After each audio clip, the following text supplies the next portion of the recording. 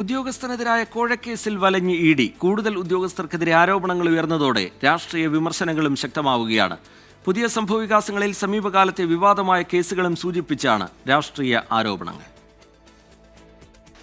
കള്ളക്കേസുകൾ അന്വേഷിക്കാൻ ചുമതലപ്പെട്ട ഇ.ഡി. ഉദ്യോഗസ്ഥൻ തന്നെ കൈക്കൂലിക്കേസിൽ കുടുങ്ങിയതോടെ വിമർശനങ്ങളും ശക്തം.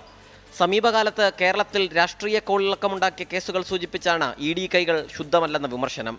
ഇ.ഡി. ഉൾപ്പെടെ കേന്ദ്ര ഏജൻസികൾ ജീർണാവസ്ഥയിലെന്ന് CPIM സംസ്ഥാന സെക്രട്ടറി MV ഗോവിന്ദൻ. ഒരു ഭാഗത്ത് കുഴൽപ്പണ കേസ് ഉൾപ്പെടെയുള്ളതെല്ലാം തേച്ചു മാച്ചു കളയുന്നതിന് വേണ്ടി ഭരണകക്ഷിക്ക് വേണ്ടി BJPക്ക് വേണ്ടി RSSന് വേണ്ടി നിലപാട് സ്വീകരിക്കുക, മറുഭാഗത്ത് ഇടതുപക്ഷ പ്രസ്ഥാനം ഉൾപ്പെടെയുള്ള പ്രതിപക്ഷത്തിനെതിരായിട്ട് കടന്നാക്രമണം നടത്തുക, എല്ലാം കൂടി ജീർണമായ ഒരവസ്ഥയാണ്. കരുവന്നൂർ ഉൾപ്പെടെ പാർട്ടി പ്രതിരോധത്തിലായ കേസുകൾ സൂചിപ്പിച്ചാണ് CPIM നേതാക്കളുടെ ഇ.ഡിക്കെതിരായ വിമർശനം. എന്നാൽ കോൺഗ്രസ് ആകട്ടെ CPIMുമായി ഇ.ഡി. ധാരണയുണ്ടാക്കുന്നെന്ന പഴയ ആരോപണം വീണ്ടും ആവർത്തിച്ചു. ഗൗരവാന്വേഷണം വേണമെന്ന് നേതാക്കൾ.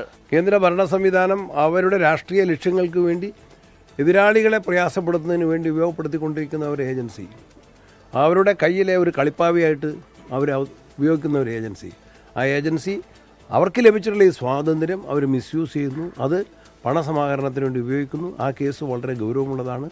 അതിൽ ഉചിതമായിട്ടുള്ള നിഷ്പക്ഷമായിട്ടുള്ള അന്വേഷണവും നടപടികളും വേണം. കുറ്റാരോപിതരായ ഉദ്യോഗസ്ഥരെ സസ്പെൻഡ് ചെയ്യണമെന്നാവശ്യപ്പെട്ട് A.A. റഹീം MP കേന്ദ്ര ധനമന്ത്രി നിർമ്മല സീതാരാമന് കത്തയച്ചു.